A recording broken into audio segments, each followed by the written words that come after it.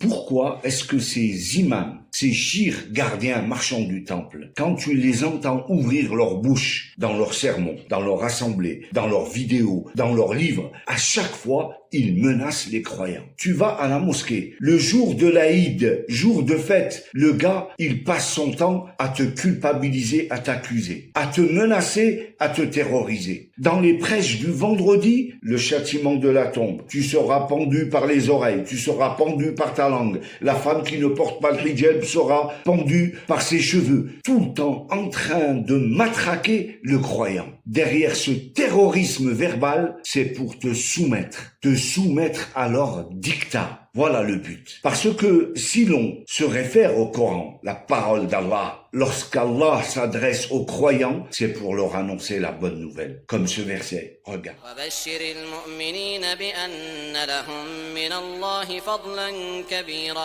Des versets comme ça, il y en a des dizaines et des dizaines où Allah ordonne à son messager d'annoncer la bonne nouvelle aux croyants. Tout le temps. Lorsqu'Allah s'adresse aux croyants, c'est pour les apaiser, c'est pour leur annoncer la bonne nouvelle, les rassurer. Et l'on trouve également un hadith. J'aimerais citer un hadith. Ce hadith, mes chers amis, dit que le prophète alayhi salatu wassalam a envoyé Mu'adh ibn Jabal, il me semble, Mu'adh ibn Jabal, au Yémen, pour aller annoncer la nouvelle de l'islam. Et il lui fit cette recommandation. Ô Mu'adh, tu vas arriver parmi un peuple, c'est des chrétiens, la plupart au Yémen étaient chrétiens. Yassiru wa la tu'assiru. Rendez les choses simples, faciles, et ne rendez pas les choses difficiles. Bashiru wa la tunaffiru. Annoncez la bonne nouvelle, mais évitez d'annoncer la mauvaise nouvelle. Ça, c'est le prophète qui applique le Coran. Voilà comment il doit se comporter. Et nous, dans les mosquées, dans leurs livres, dans leurs vidéos, dans leurs discours, dans leurs prêches, dans leurs assemblées, c'est la culpabilisation du croyant.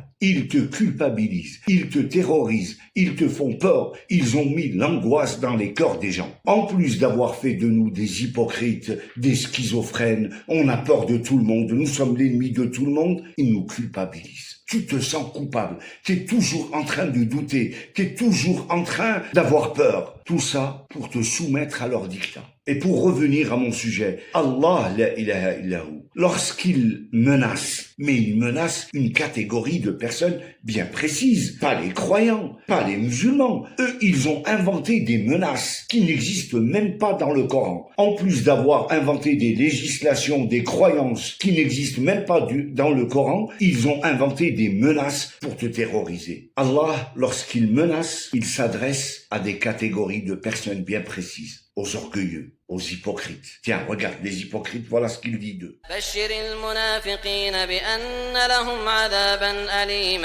Les criminels, il les menace. Écoute ce verset.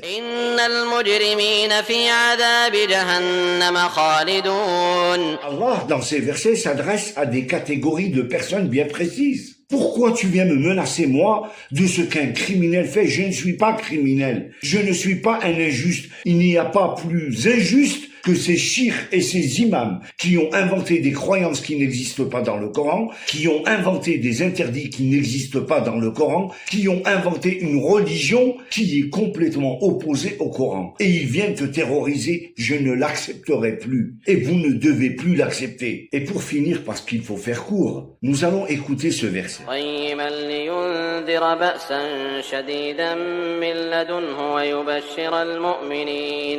ويبشر المؤمنين الذين يعملون الصالحات أن لهم أجرا حسنا. Dans ce verset, le passage va s'adresser à la fois aux associateurs, à la fois aux croyants qui ont fait le bien. Allah dit qu'il menace ceux qui lui associent quoi que ce soit. Et pour les croyants, annonce-leur la bonne nouvelle, une grande récompense. Voilà comment Allah s'adresse aux croyants. Il nous apaise, il nous rassure, il nous annonce la bonne nouvelle. On est content, on est joyeux, on a envie de faire le bien, on aime notre Seigneur. Eux, qu'est-ce qu'ils font? Ils font tout pour te faire détester Allah. Allah, quand tu l'évoques, t'as peur de lui. Il va m'envoyer en enfer. Comme si pour Allah, il éprouvait ce besoin, ce désir de jeter les gens en enfer, de les châtier. Mais Allah, c'est la toute miséricorde, c'est le pardon. Voilà tout simplement le message du Coran. Lorsqu'il s'adresse aux croyants, c'est pour les rassurer, leur annoncer la bonne nouvelle. Lorsqu'il s'adresse aux criminels,